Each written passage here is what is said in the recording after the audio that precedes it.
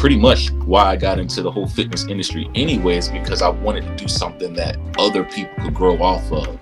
And the money that I make off of it and the business and everything else, that's just a byproduct of me helping other people do something that they wanted to do for however long, but never had either the motivation, the money, or the discipline to do it on their own. You know what I'm saying? Yeah. Nah, and it's the thing with business for me is like, I learned after I got fired from a job, the money's not everything. The money comes and goes. And I learned real quick. It's like, I get excited about the opportunities because when I was without a job, I was real like, that at that time you get into survival mode and you get like real laser focused on, I need work. And it's just like those opportunities. I'm like, man, I wish there was more opportunities to do the things I loved. Yeah. And then that's why I started going down the route of like, I'm gonna just open my own business. I'm gonna start my own business. I'm gonna try, because the worst that could happen is I'm gonna lose some money. And I already lost money. I made money.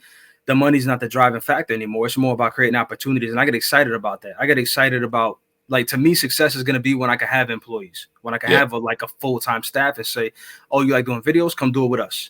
Yeah. And that to me is going to be success. It's not about paying bills. Cause I always joke around. I'm like, if the goal was to pay bills, I can go do that at Chick-fil-A. Yeah. I can go do that at Burger King, anywhere else. And it's not a knock to them. But it's just not the goal is not to just pay bills. That's not enough for me. Yeah. Yeah. I joke around and say first place ain't enough. Like to me, it's not. And especially now you got kids and I got kids, and it's like that changed my perspective a whole lot. Oh yeah. Like it really was like, I don't want my kids to ever feel like they're pigeonholed into one particular path. I don't care what that path is. Yeah. I don't want them to feel like you have to go to college. I feel like I'm an 80s baby, and it's like we were told growing up, you have to go to college. You were told at 9th grade, what colleges are you applying for? Yep. And it's like, that's well and good, but did you sit down and talk to this kid and find out what his passion is, what they really want to do? Because you could be sending them down a route where it's like, why get into a debt for $60,000, $70,000 and you don't even know what you want to do with your life? Yeah. Yeah. And I think it's funny, society, the government is fine with, like, for example, if you want to get a loan right now, if you're a kid in high school and you want to go get a loan for a car, and you say, okay, I want to go get a Lexus or whatever, and I want $40,000, $50,000 for that car. They'll look at you crazy and say, no, you don't have a work history. You don't have any kind of credit history. Mm-hmm. But if you want to go to school, that stuff doesn't apply. It doesn't matter. Yeah. Yeah. And it's weird that as a government, we're fine. We're almost like enslaving an entire generation of kids that don't know what they're doing to begin with. Yep. Bro, you're hitting it on the head, man. You're hitting it on the head. Because, like, with Viviana, she's turning 5 in a couple of days. And you ask a kid, oh, what do you want to be when you grow up? What do you want to be when you grow up? Oh, I want to do this, or I want to do that. And it's like, okay, great. Like, you can do anything that you want to do. You can do anything that you put your mind to, be the president, whatever it is. And then they hit a point in life, like you were saying, me and you, we're 80s babies. So it was like, all right, you're going to go to college. Right. So it's like, no, like, what really do you want to do, Vivi? Like, oh, I want to, whatever, right? Whatever. I want to own Chick-fil-A. I want to own Chick-fil-A. Mm-hmm. All right, well, let's get you in the program so that by the time you're 22, 23, you do own a Chick-fil-A, whatever that looks like. Instead of like pushing, like you said, man, pushing them down a road where they might not want to go or they might not want to be. And then you've spent X amount of money, X amount of dollars, X amount of time, not getting a degree or getting a degree in something that you weren't really interested in the first place. So you spent all this money. Now you're working in a job that has nothing to do with your degree field. Right. So like, man, like, nah, like, okay, you want to do this? Let's get you to a point and put you in a position to where you can do whatever this is. And to your point, man, it's like a lot of this stuff, like colleges, man, like I would rather my kids do trades. So learning, HVAC systems, learning refrigeration, like trades to where they can do a program in 2 or 3 years. We're not a whole bunch in debt, but you're going to be making good money right off the bat. Right. So yeah, man, like I feel you on that stuff, man. And like you said, I mean, the money is just a byproduct, because that's how I dove into Hope Fit full time, like not worrying about anything else, because I was working with OB, and they let me go in February of 2019. And it was in that moment, man, I looked at Sire and I was like, we're not doing this no more, man. Like we're not going to let some other company dictate the finances that come into our home. if we gonna make money, we gonna make it. If we're not gonna make money, it's because we're not making money. Like, we're not gonna let somebody else decide. Absolutely. And yeah, we just been pushing forward with that, man. It's like, I really do want the kids to see us like, yo, mom and dad, they were grinding. Like, they were grinding and they set this up for us. And now we can either run with it or we can choose our own path and do our own thing. You know what I mean? Right. Nah, it's a hard path, and that same spirit and thought process you have there is the same exact thing I feel about all that stuff. I agree 100%, because losing that job, some of the stuff you just said, I said the same exact thing. Yeah. I'm a broken record saying that it's not a pride issue for me, but at 36 years old, there's conversations I'm just not going to have anymore, or I'm going to avoid having them at all costs. And one of them is, I'm a 36-year-old with 3 kids. Yep. I am not going to have a conversation about, can I please have tomorrow off to take care of my kids? Yes, sir. Yes, sir. That's not pride. That's just, you know what that is? That's understanding. That's self-awareness. That's responsibility as a man. Yep. That's accepting that and knowing, as the leader of the house, I have a responsibility to the family first. And I'm not at my best if I'm in a situation where I have to ask, and even when I was a kid, I didn't really like that mindset of like, hey, I'm sick. Okay, get on the call sheet and find your replacement for the shift, or else you don't got a job. As a kid, that was wild to me. I'm like, you're the business owner, you figure it out. Yeah. So as a parent, that just amplifies. And I'm like, nah, this conversations I'm not gonna have. That's one of them. And like you said, that's what I like about business ownership, because truly you're gonna make as much as you put into it. Yeah. And it's tough because I just came from a networking event today, and everybody in the room was business owners. And I got to connect with you on that, because I think you if you got time, it's a good space for you to go and kind of grow the business too and meet other people. Oh, for sure. But I was at this event and everybody was joking around saying I traded a 40-hour work week for 60, 70, and 80 hours a week. And I get it, and I laugh with them, but at the same time, I don't get the sense of fulfillment that I would, that there was no sense of fulfillment when I was working 40 hours a week. I was working for somebody else. Yeah, I'm happy to work the 60 for myself. Oh, yeah. I'm happy to do it. I'm never here. This whole week, I've been working like 9 a.m. to 10 o'clock at night. I got so many projects to deal with that I just been having to do it. And it's never been like dreading the work. Yeah. Because it's always been clear, this is for the family. And this is, when you work for somebody else, you're at the mercy of another person's mood. And I say that to say, again, the conversations I'm not going to have.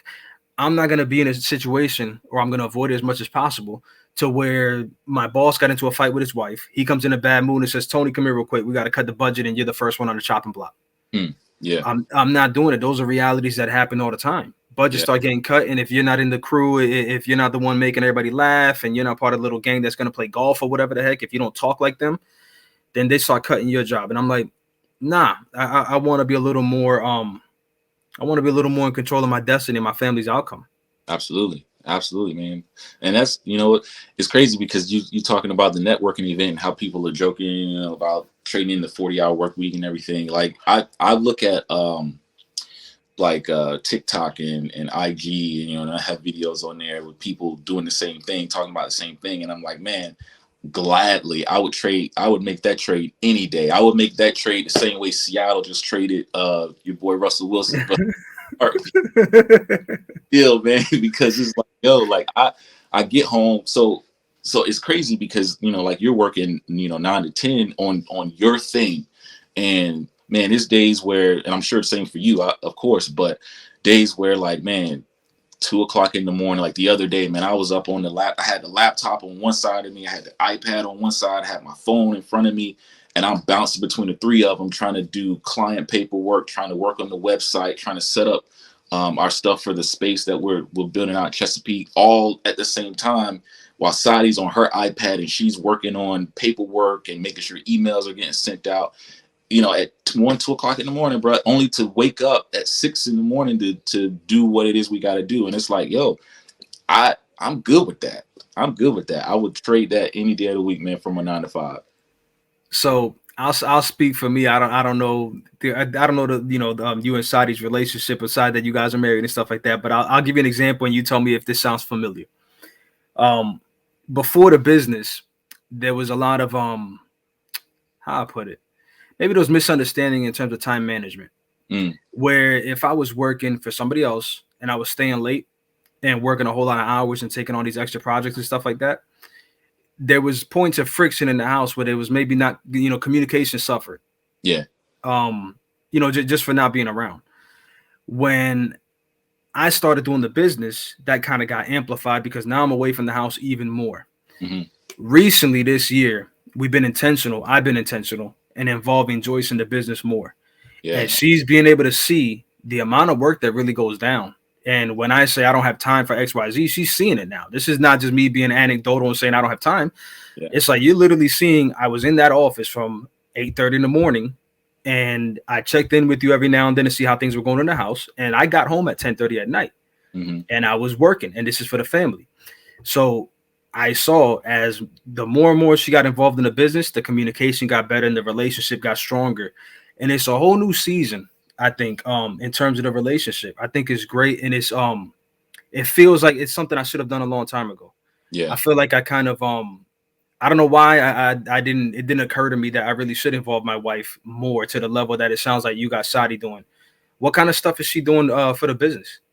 So right now, man, she's acting as general contractor. So she's getting all of the different people who we have coming in to do our build out. She's getting all of them together. She's making sure their insurances are straight. She's communicating back and forth with the landlord. Like, hey, we got this person coming on this date, at this time, and this is going to happen and blah, blah, blah, blah, blah.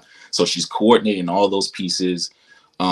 She's handling a lot of the financials. She's really great in doing the finances and making sure the bills get paid and just making sure the budgets are set and stuff like that. So those are her main things that she, and that's in conjunction because she's still working her full-time job until the end of the month where she'll be in the business with me full-time.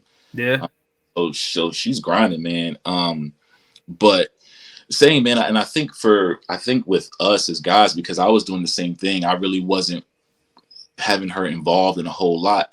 I just think it's not a pride thing. It's just we feel like we can do it all, and I think that comes from our foundation, things that we were taught as kids and even the biblical foundation of like what we're taught, a man is supposed to do. We're supposed to carry everything on our shoulders and do it ourselves and figure it out.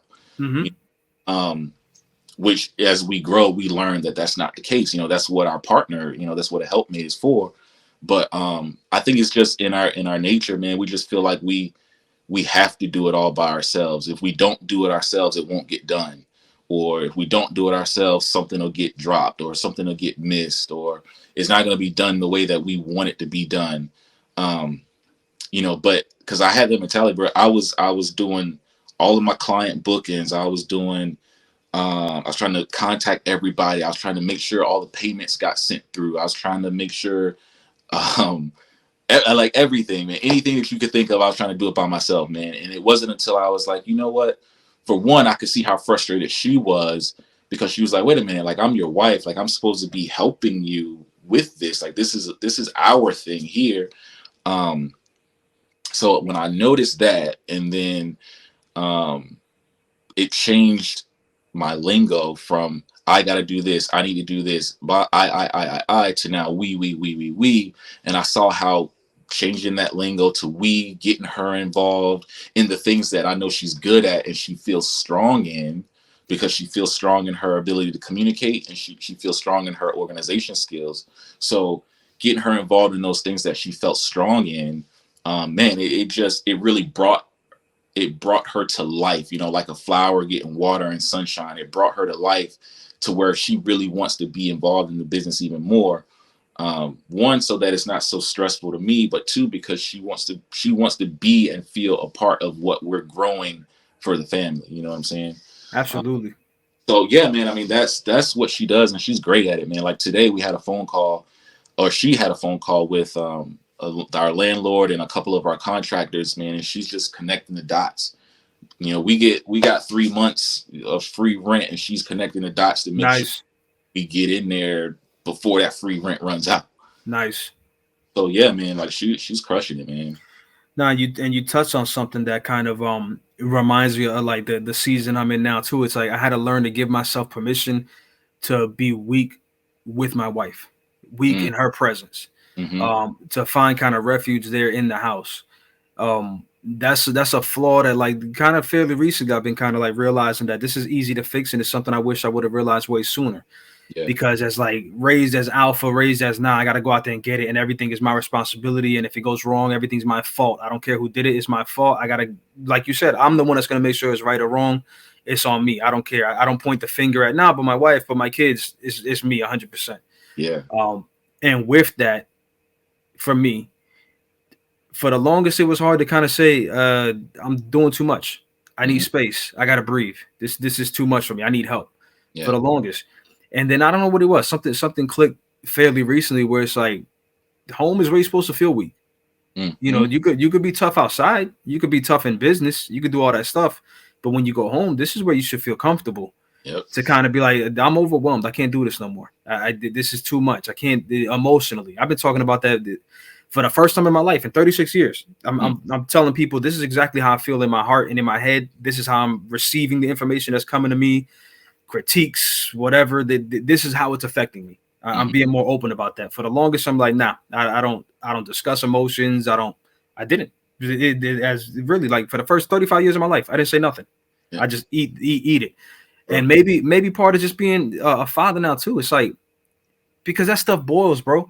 You get to a point where it's like when I do finally speak, now it's not a conversation. Now it's yelling. Now it's demanding. Okay, you're gonna do X, Y, Z because you don't understand me. And it's like, bro, they don't understand you because you didn't seek to be understood to begin with. Yeah. And I'm realizing that. That's a real good point, man. I think, I agree with you 100% on that. Having kids totally changed my perspective because, I mean, man, like same exact thing, man. It's just I bottled everything up, everything. It didn't matter what it was, man. My sadness, my anger, my hurt, my disappointment, whatever it was, I kept it all inside. And when it came out in anger. It came out in rage, like it, and it wasn't healthy for me. It wasn't healthy for my wife, and it definitely wouldn't be healthy for my kids. So now having kids, it really has softened my heart and allowing myself to be vulnerable with Sadie, allowing myself to be vulnerable with my daughter, and stuff like that. And I think, man, I really do think that you are absolutely right with having kids, man. I never really thought about it that way, but I definitely think having the kids, man, is soft because you have to learn how to, like you said, you got to learn how to communicate with them because they don't understand what you're saying. Even, Vivi at 4 years old, 5 almost, I could say something to her and I'm talking to her because in my head, she's an adult. Like, and I don't know why, but in my mind, she's a 25-year-old woman. And so I'm talking to her like that, and I'll say to her, do you understand me? And she'll go, no. And then I'll go, I got to step back and be like, of course you don't understand me. Like, what am I thinking about here? So having to learn, man, like, yes, I need to be able to express myself in a way where, it's not coming out in anger. It's not coming out in rage. It's not coming out because I'm trying to force something on you, but it's coming out in love. It's coming out in joy. It's coming out to create peace in our environment. But that's only because I've allowed myself to be vulnerable. I've kind of broken down those walls of just I gotta fix it. I gotta make it right. Everything falls on me. Right. And bro, like realizing, and I'm still growing in this avenue, but just realizing like why I have a wife, why I don't have a wife because I asked her to marry me and she said yes. I have a wife because God strategically placed her here for me to be able to have tough conversations, for me to be able to learn about myself, because I've learned more about myself with her than I was without her. I've learned those things that make me mad. I've learned those things that make me happy. I've learned how to communicate better. I've learned how to deal with different personalities. I've learned how to handle finances. Like I've learned all of these things, but it was because of the woman that God gave me. You know what I'm saying? So all that, man, all that wrapped up just to say, just to basically say in a sentence, I agree with you. Yeah, nah. I tell the guys you gotta have a good woman by your side. Stop listening to other men all the time. Bro. The boys will get around you and tell you stupid stuff. Especially, I still got single friends. Shouts out to them. I'm not trying to, I'm not trying to say their opinions don't matter, but sometimes your opinions don't matter. You wouldn't know. Yeah. Like if somebody's trying to tell you how to raise a kid, it's like you don't have kids. Yeah. Yeah. You wouldn't understand what this is like to give an opinion on it. But a lot of times it's like we want to get around the guys and joke around and you need to do this, that, and the machismo flares up and stuff like that. It's like you need a good woman in your life. Man, These, definitely. the woman will make sure you don't get stabbed in the back. The guys is alpha just like you. The guy Yeah. wants the same spot you have. Yeah. That's the thing. They're like, if you're doing better than some of these guys out here, naturally I want that place. Matter of fact, I feel like I deserve it. And the fact that you have it makes me resent you. Yeah. Even if we're smiling and laughing about it. Some people could get that way. Yeah. But going back to the kids a little bit, I started realizing I needed to change when I started hearing the kids repeat stuff I was saying. And kind of moving the way I moved them. And even my son at 6 years old, the facial expressions, like it's the same exact thing. And I'm like, it reminds you of just it's cliche, but it's the truth. These kids they're gonna do more what they see than what you tell them. Yeah. And they're gonna learn way more. That's just how we are as human beings. And and at least at 15 years old, the same thing. I'm like, these kids are talking like me. Yeah. I gotta be careful how I express myself because Joyce might understand something a certain way. She might understand that I'm upset and that's why I responded that way. But the kids don't. The kids think this is normal. They don't grab the context of it. Right. So yeah, I started learning to change stuff up a little bit. What's a little bit of like your background? Like what were you doing before Hope Fitness? Like where does that come from? Why the whole fitness thing? You were always into it or where'd that come from? Nah, so Hope Fitness started, like it originated out of the church that we were going to at the time. The church we were going to at the time was called Hope Center. And I wanted to get into fitness. And so I was like, man, maybe I should start here with the people in the church. And so I just took the name of the church, Hope, and then threw fitness on the end of it. So that's where the name came from. But as I grew in understanding what it was that I was trying to do, I was like, man, like hope, the definition of hope is the expectation of good. So if I can help people expect good results, then I'm doing the right thing. And so I stuck with Hope Fitness even as the business has changed and grown and gone through all these years of different things. I stuck with that name Hope Fitness just because of literally what it means.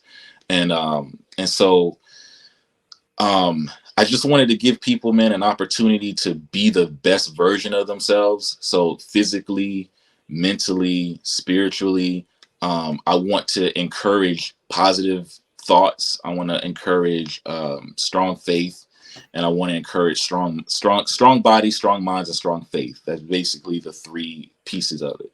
Nice. And so, yeah, man, before I got started doing that, I mean, I was working at CBN. I was working, originally I was working in the police department with Regent and CBN. And then I moved over to Operation Blessing. And that was an amazing job. I absolutely loved doing that, man, because I got to see so many different places that I would not have seen if I wasn't working there. I got to meet so many different people all across the country, being in and out of different airports, in and out of different states, just meeting so many amazing people, man, who just love their communities. Like I'd be in Nashville, Tennessee, or I'd be in Paradise, California for wildfires. And I'm meeting people who lost everything to the fire, but they're out there helping other people. It's like, yo, like you just lost your whole life, everything, but you're giving of your time and of your efforts to help somebody else. Right. And I absolutely love being a part of that, man. Some of the most beautiful people I ever met in my life through Operation Blessing. But that's what I was doing before Hope, like went full time with Hope. And then, yeah, man, after February 2019, man, I just dove in 100%. And we're trying to grow it. We're trying to grow from the apparel side. We're trying to grow from the fitness training side. And then what else are we doing, man? You Uh, mentioned you got the freeze pops. the freeze pops. Yeah, yeah, yeah. So the freeze pops, that's crazy. That idea originated because last summer, I started making my own pre-workout. And because I was looking at some of the ingredients on the stuff you buy from, the stores or whatever, and I was like, yo, like a lot of this stuff is like filler or just extra, like you don't need it. So I was like, man, let me research the ingredients and see like what are the best pieces of it. So I found that out, pulled the pieces out, and started making my own. And then one day last summer, it was like 100 degrees. I was like, man, let me try this frozen. Like, so I did, man, and it was like, yo, like this is really good. This could be a thing. So yeah, man. So I take the ingredients, man, and I mix them up. I make them up. I make the freeze pops here at home. And then last year we just had a bunch of people testing them. So all of my clients tested them. All the group classes I had tested them. A couple of stores in the area tested them. Everybody loved them, man. Everybody absolutely loved them. So now, man, we're pushing, trying to get the labels made, trying to get them produced, mass production, and just trying to see what we can make happen with those, man. Because that's gonna be crazy if we can get that rolling. Like that's gonna be crazy. You gotta take it back to the hood, though. I want to see it in a styrofoam cup. Hey, look, man, you bite off the styrofoam. it's crazy because when I did that, that's the thought that I had. I didn't have it in I had it in the red Solo cup. Yeah. Thinking though. The styrofoam cup. We had a lady, like a lot of people tell the same story, but we legit did. We had a lady down the street that would make them out of, the Kool-Aid with extra 10 pounds of sugar in there. So it had a layer of syrup at the top. Yeah. In the styrofoam cup. You just bite it off and go to work. You get them for like what, 25 cents, man. It was 25 cents back in the day. Yeah. See, yeah, man. The same thought that I had, man. So what's a little bit about your parents? Did they ever do business? Or were they working 9-to-5s, or did they have businesses as well? Man, so my parents growing up, man, I remember my dad, he had 3 jobs at one time. He was working at Olive Garden at night. Mm-hmm. He was working at like the coffee plant during the day. And then on the days where he wasn't working Olive Garden, he was working somewhere. I can't remember where the other place was, but I remember he was bounced between 3 different places at the time. That was when I was little. Where were you guys at? We were in Suffolk at the time. Okay. Yeah, we were living in Suffolk, Virginia at the time. And my mom was working at Dollar General. And so they grinded, man, all the way through up until probably I hit 6th grade. And then my dad was working just full time at the coffee plant. He's actually been at the coffee plant now for about 22 or 23 years. He's been there. Okay. But my dad has his own business. All right, rewind a little bit. So my mom and dad, they had their own catering company that they would do different things for briefly. But that didn't really last long. I think it was just they weren't really invested as far as like the time it took to really do that. I mean, it took a lot of time to prepare the food, set up places, tear down places. So they didn't really do that for too long. But now my dad has his own lawn care service, which he loves it. Him and his 2 brothers they each have their own individual lawn care services. And he loves doing that, man, because he's out on his own time. He's in the sun. He's outside. He's got his headphones in, doing whatever he's doing. So he's loving that, and actually planning to retire from his full-time job so that he can do his business full-time now, which I think is great. I think me and Sadi have inspired him to do that. Nice. But yeah, man, that's my dad seems like he always had an entrepreneurial mindset. It was just finding the thing that he really enjoyed doing. And so yeah, he's found that now, man. He's running with it now. So yeah. But they've always been like hardworking, and they showed that to me and my sister growing up, and we both kind of adopted that hardworking mentality in our own individual ways. That is dope. And I ask that because it's good to see where everybody's starting, right? Because everybody's starting point is not the same. And that's why I learned more with, the networking I'm doing. specifically with this organization, Black Brand, where it's minority based, and you don't hear the stories of, daddy give me $1 million. I mean, God bless if you have that background, but it's more like I like being in a room with people where it's like I'm figuring it out. I don't know what I'm doing. Do you know who knows a good accountant? Who knows a good lawyer? Like, let's share information. Let's do that. We're starting kind of at similar levels where it's like we all just learning. Like my parents, none of them owned a business, but since I was little, it was ingrained in me from both my parents that in this life you're gonna have no more, no less than what you actually go out there and work for. Yeah. Like that's just been a reality. It's like my dad is a broken record on the fact that he's like, I don't have more because I don't want it.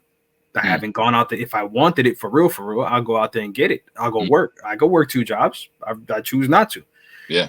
And that's something more and more I'm telling people. Like I got friends that, unfortunately they got like this defeated mindset where it's like, I don't have XYZ because I didn't grow up in this community or whatever. And it's like, you don't have it because you prefer to play Call of Duty, 4 hours a day, or you prefer to watch the football game 4 hours every weekend or whatever. Like, you got to want this more than those things.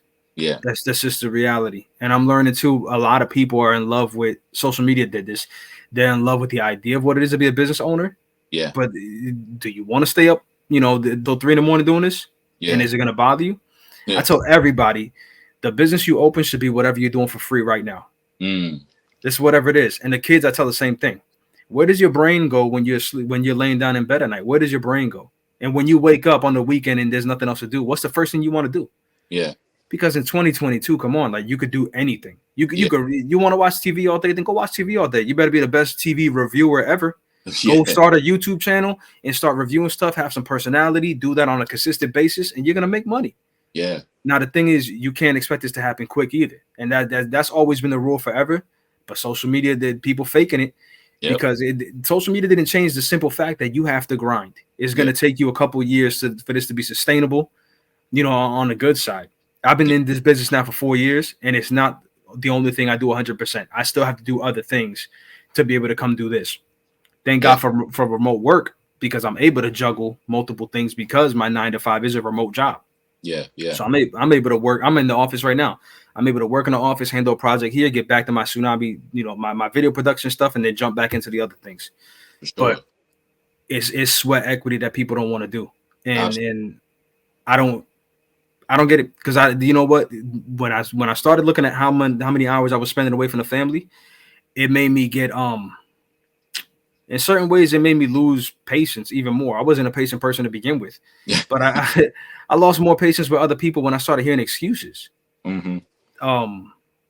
I know too many people with the same thing, that same defeated mindset, and I'm like, bro, you got to remember who you're talking to. I don't see my kids on a lot of days.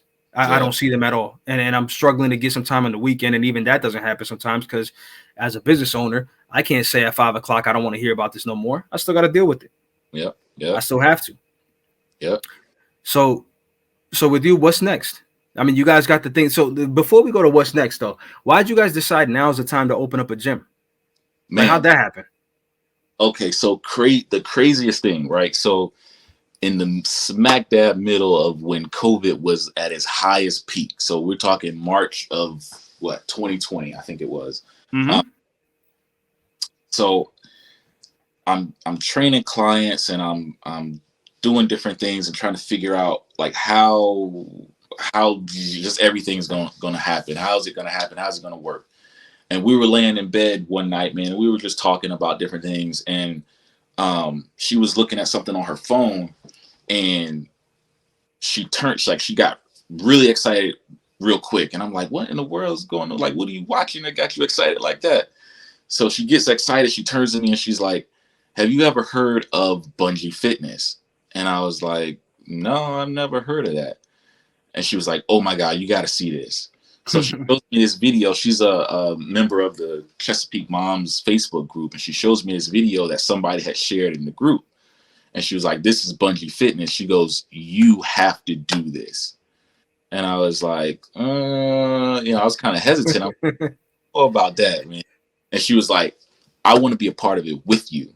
And when she said that, bro, it lit something in me, because she's not into fitness even the most little bit. So when she was like, I want to go into this with you, I was like, say no more. Let's do it. So a month later, man, we hopped on a plane, flew to Cincinnati, did the training, did the certifications for bungee, bungee fitness coaching and all that. Came back and then started working on, what we needed to do to open the facility to be the way that it's going to be. So that's how that came about. She just turned to me one night and was like, you got to do it. I was like, all right, let's do it. So, and again, that was in like the middle of COVID, man, when COVID was just like at the worst that it's ever been. But at the same time, man, like, so one of the t-shirts that we did was purpose over problem, so we trademarked that phrase because in the midst of COVID and us deciding to open a gym, we felt like there was such a strong purpose over everything that was happening. Like, we saw the problem. The problem was COVID. The problem was, people being sick. The problem was, government going crazy and businesses closing and just everything that was happening at that time. That was the problem. But we saw so much purpose behind it. We saw families getting to spend more time together. We saw family marriages being restored because the husband and wife were now home. They weren't away from each other so much. We saw children getting closer to their parents again because everybody was home. We saw people coming up with creative ideas of how to start businesses or taking the creativity that they had kind of put on the back burner, and now this gave them an opportunity to bring it together. We saw that as well. Hi, Poppy. Are you almost ready? Yeah, give me a little bit, okay? You see that? I love it, man. That's how it is. But ain't that the best thing in the world for real? Like, side note, like, that's I don't know what it is. Like, you don't know this person at all, then they're born and you're in love with them immediately. Like, I don't even know you.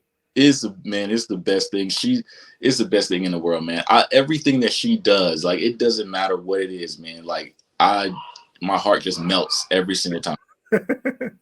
What it is, man. But yeah, man, so we saw all of those things, man, and it was like, yo, like, the purpose of all of this is so much bigger than the problem. It's so much greater than the problem. And so we wanted to kind of push that message, man, just to encourage people like, yeah, like, yes, we all see what's happening. We all see the problem, but look at what's going on around you. Like, look in your circle, look in your family, look in your heart, like all of these things that are growing up inside of you, man. It's just it's greater than what's going on around you. So that was that, man. That's how the whole gym idea came up, and we've just been persistent in pushing the idea because we want to bring this new thing to Hampton Roads, this bungee fitness thing. We want to bring it to the area, and that's what we're doing, man. So we're trying, like, we have the space, we have our keys. It's just now getting everything built out and set up. That way we want to be open by the summer, by May, or within the month of May, we would like to be open. Nice. So people will be able to come in there, man. They'll be able to get their personal training 1-on-1. They'll be able to get their bungee fitness classes going. They'll be able to get their group HIIT classes going. And again, man, it all kind of just boils down and goes back to us wanting to encourage people and just encourage our community around us. Because if we can reach one person, and that one person can go reach 2, and then 2 can go reach 4. I mean, that's the most beautiful thing right there. Yeah. Now, so it's gonna open. You said close to in May, around May time. Yes, we are. Where's that in Chesapeake? In Chesapeake, yeah. It's going to be the address there actually is 109 Gainsborough Square, and we're going to be in suites A and B. So yeah, man, it's on Battlefield Boulevard in Chesapeake. So you'll pass the hospital, and it's right over there. And it's a nice little setup because it'll be us, and then there's a juice bar next door to us. Oh, cool. From them is a ramen bar, and then a couple doors down from that is a Subway. So it's a nice little, like, kind of like a little health. Yeah. So yeah, man, it's going to be a nice dope little thing, man. We got a good space there, and sometime in May is what we're working towards to open the doors. Did you have the moment? I had a moment, and you probably did too. When I got the keys to this place, you walk around looking around like this is wild. Yes, Like, yes, I'll be like, this. There's nothing. I tell people there's nothing in my resume. There's nothing in my history, family history, that says I'm supposed to be where I am right now. yep, yep. Nothing at all, man. I've been over there twice where I've just kind of walked in, man, and just stood there and looked around, like, man, like this is something. I had a Facebook memory come up last week, man. Owning, and it was from 2000. I want to say 2015. I wrote a status on Facebook saying, one day my goal is to one day have a fitness studio where I can do one-on-one and group training. And here we are, what, 7 or 8 years later, man, and now it's happening. So it's like, yeah, like you, man. There's nothing, not in my education, not in my family history, not in anything other than the fact that God owns it all, that says I could do it. So what's and I ain't gonna hold you too much longer, but I'm wondering. I wonder this about everybody. What's like one of the biggest mistakes that you're not gonna make no more? Ooh, man. I'll start it so you could think for a second. With me, I'm not gonna. I found myself investing too much time in people that didn't have the same exact drive and direction that I did. Oh, yeah. I started slowing the dream down to make sure everybody else around me was straight. Because at my core, even though I got on the exterior, there's aggression, there's like a lack of patience. I get it. It's that whatever it is. I don't know if it's the Hispanic thing, it's the New York thing, whatever it is. It's like, leave me alone. I know that's written all over my face, but inside my heart, it's always been making sure everybody around me is straight before myself. Mm-hmm. And I got to the point where I was sacrificing even the family to make sure that everybody else was straight. Yeah.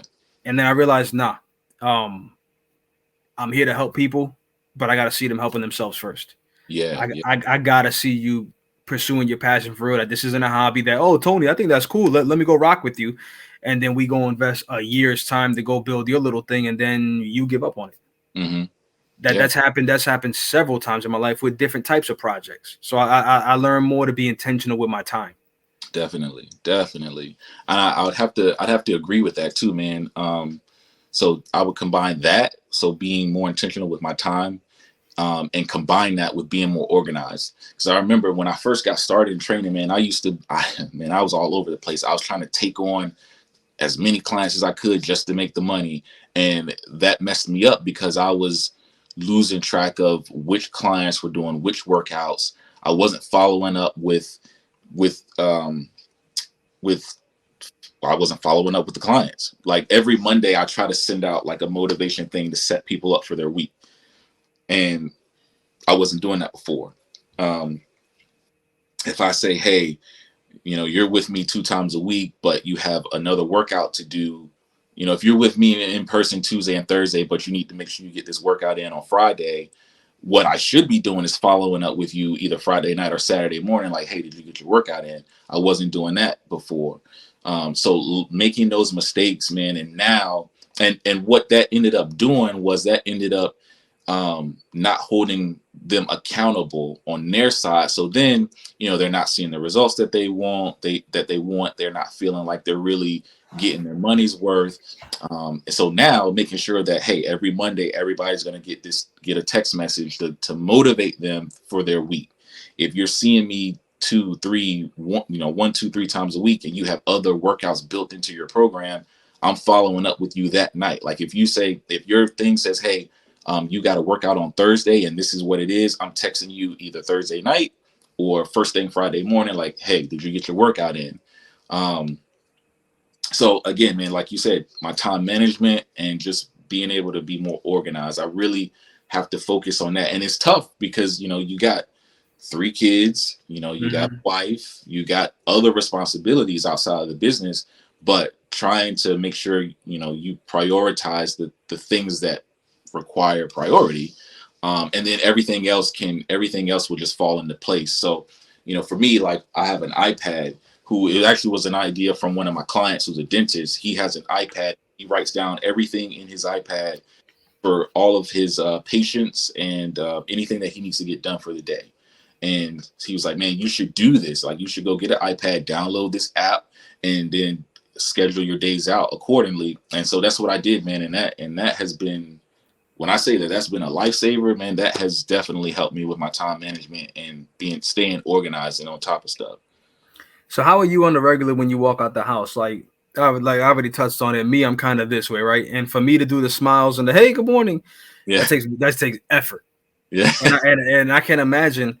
I mean, it depends on your personality. We don't know each other well enough. I can't make any assumptions, but it's like I imagine that there's a certain level of like, all right, I gotta get out there and be pumped up. It's like when you're in a service-based business, you really have to push that positive attitude. It's not like I'm making a product and I could just ship it to you and I could be in a bad mood that day. I gotta walk in and like on my game, and it's like no matter what happened at the house, I can't show that over here.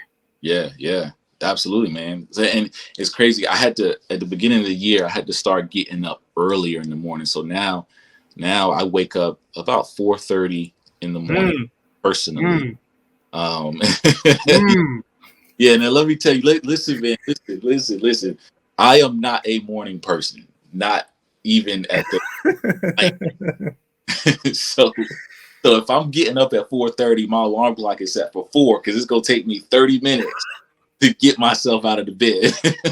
So, oh man, I get up at that time, man, and I get myself together, and I'll go work out, and that kind of sets me up for, whatever it is I got going on during the daytime. So I hit the gym. I usually get there about 5, maybe a little bit after. I'll do a workout for about an hour.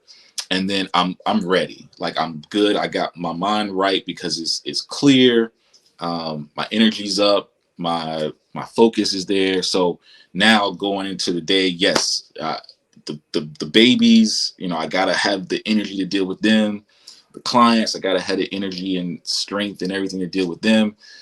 So yeah, man. Like when I leave in the morning, originally when I leave to get to the gym, I'm dragging. But by the time I'm coming home and I'm getting ready to start working with clients, I'm on another level at that point. Now, when I get home in the evening, after working with everybody all day long, that's where I'm kind of like, all right, I need a few minutes to myself to kind of get my, you know what I'm saying, before working with the kids and doing all that. Yeah, man. Yeah. And you'll see it too. Like my last client of the night usually is about, what time do they start? They usually start at about 6:30. I try to be done by 7:30 at night. So, 6:30 is my last one, and they'll see it too. They'll be like, man, Q. Like some days I'm still like up here, and then some days I'm down here, and they'll be like, Q, man, you had a long day today, didn't you? Yeah, man, I did. So how do you get in there when you don't want to? Because it's funny. I heard even pastors say that there's days that they don't want to go to church. I heard like pastors say that like I don't want to go today, and it's a very natural thing. So how do you get in the gym when I ain't trying to go to the gym today? Man, honestly, there's 2 things. One of them is and it might sound weird, it might sound cliche to like some of us sports people, but I hear Kobe Bryant in my mind, man. He's talking about Mamba mentality. And what does Mamba mentality mean? And I think he said it means being the best version of yourself. And so I hear that. And then with that, I think I'm not doing it for me. I'm not doing it. I'm doing this because I want, if Viviana says, Papi, I want to go to Disney World, I want to be like, okay, let's go to Disney World. Or if Saudi says, hey, we should go on a vacation. We should go to wherever, DR or whatever. Okay, cool. Like, let's go. So those 2 things, man, are, they motivate me, man, more than anything. Yeah. No, I'm the same way. I think about it. It's like I'm a sacrifice now. And I tell people all the time, I work hard because I'm lazy. Yeah. I don't want to do things 2 or 3 times. Yeah. I don't. I value, like, this week has been nuts for me, but when I'm at my best and I'm able to manage, the projects and stuff like that, I try to knock it out as fast as I can because I want to have that hour, on Call of Duty. I want to have, some time with Netflix and stuff like that, and with the kids and all that stuff. And it's like, I got to work hard now. So on those days, it's like, wait a minute, let me just sacrifice now. Let me just knock it out, even though I don't want to do it. I got to go out there and knock this out. So then, you knock out an hour now, you can have 3 hours of rest later. Yeah, man. Like right now, I've been grinding like crazy this week, and I guarantee I'm gonna have a space of like 3-4 days where I'm not gonna do a thing. Yeah. And it's like, get it now. You just sometimes you gotta force your way through, and like you said, keep the family in perspective and keep why you started in perspective. Yeah, man. And pray, man. A lot of times I've been learning more and more. It's like we complain to everybody but God. Yeah. Like, I don't want to do this. Help me get through this day. Man, I'm not trying to do this. Like give me that extra push to get through it. Yeah, man, you're absolutely right about that. And we've been dealing with something the past like 3 weeks with working with the landlord at our property, and man, like it's so frustrating, man, dealing with commercial real estate and stuff like that. Mm-hmm. So I've been so frustrated, and I've been just talking about it like, oh man, I'm so frustrated, and blah blah blah. Why can't they do this and blah blah blah. But the one person I'm not talking to about it has been God. It's like, like the one person who could actually change it and handle it, I'm not talking to about it. You know what I'm saying? So I'm glad you brought that up, man, because it's a slap in the face and a reminder for me personally. Nah, for me too. It cuts both ways because the Bible says pray without ceasing. Yeah. And that might seem crazy at first because you're like, I'm not gonna kneel all day. I got stuff to do. And it's like, no. The same way you're talking to yourself in the car, or I'm in this office sometimes and I catch myself talking to myself. It's like, it's pretty easy. You just got to direct that conversation to God instead of yourself. Yeah. That's pretty simple in that point. And a lot of times God will speak to me when I'm talking to myself, when I'm talking to him out loud. And you feel it. The conversation is different. Like the way I explain it is like when you think, you kind of hear that inner voice here. When God is speaking, you hear it more in your chest and your heart. It's like, it's different. It's different. It's something I had experienced firsthand. I was like, oh, that ain't me. Because sometimes when God speaks, it's kind of like in your own voice, ain't it? Yeah. It might sound like a thought. It might sound like that's just me. Yeah. And it's like, nah, because then it happened so many times where things that I thought was my own thought started to be revealed later. Things started falling into place. It's like, there's no way I could have known that. There's no way. And you start to become more sensitive to what's really God pushing me in one direction and identifying what's my emotions, what's my frustrations, and what's really God and the spirit kind of pushing me in one direction, saying, go. Yeah. This has been the season. And I think you guys are in the same kind of wave too. It's like, it's been a season of God's timing for me. It's like, I've been embracing, if it happened, it's because this is the time God wanted that to happen. Yeah. And if this is the time God wanted that to happen, I got to find hope in that. And I got to find motivation in the fact that he wants me to succeed in this situation. Right. He knew this was coming, and he knew I was ready for it. And if I wasn't ready for it, he knew that I could get ready for it quickly. Yeah, man. Yeah, I definitely agree with that and understand that, man. Like I said, I think for me, man, that my testimony is always going to be, or one of them is always going to be that Facebook post from whatever year it was, and seeing it like, and not even really thinking about it, but seeing now, all this time later, now it's happening. So it's like, what lessons what lessons did I have to learn from then to now for it to happen? What growth was God taking me through from then to now in order for it to happen? What level of patience did I have to reach from then to now in order for it to happen? And things like that. So I think it's amazing, man, just how God sets things up. And we don't even notice it. It really, it's like playing chess, man. It's like if I don't know how to play chess, so if I'm out here and I'm playing like the best chess player in the world and he making all these moves, I have no idea what's going on. All I know is I'm playing the game, and then he goes checkmate and I'm like, yo, what just happened? And I kind of feel like that's how God is, man. He's the best chess player in the world. He's making moves and I'm just going along with it. And then at the end of the game, I'm like, yo, like, you really just did that? So yeah. I caught myself, I say this as a joke, but I caught myself legit. I really caught myself doing this, feeling like I had to do something, like God nudged me in one direction, and me negotiating with God, like, but God, you don't understand that if I do that, this is going to happen. And it's like, who are you talking to? Like, I don't understand what. Like I'm telling you, jump. It's like, nah, but if I jump, I'm gonna fall. Like I'm gonna break my leg. It's like, yo, who are you really talking to right now? Right. Like I found myself doing that. It's like, yeah, but God, you don't understand that. Yo. you don't see that this path is gonna lead to this. I'm telling you that this is gonna happen. Like you got to be careful. Like, yeah, man. but bro, I ain't gonna hold you, man. I appreciate you, man. I know it's late, it's family time, bro. I appreciate the time. We need to get together, man. I want to talk more business. I want to see what you guys got going on. Yeah, man. And I got some information that I think will be helpful for you guys too. That you know, some of these groups and stuff that's out here helping. They help with grants. They help with lawyers, and it's a lot more help out here than I thought there was. Truly, and there's some resources I think would help you guys out a whole lot. For sure, yeah, man.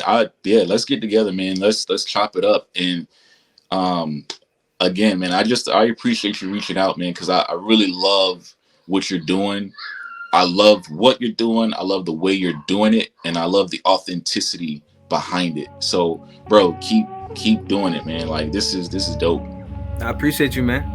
Yeah. We'll talk soon, bro. Yeah, no doubt, man. All right, man. God bless. Likewise, brother. Peace. Peace.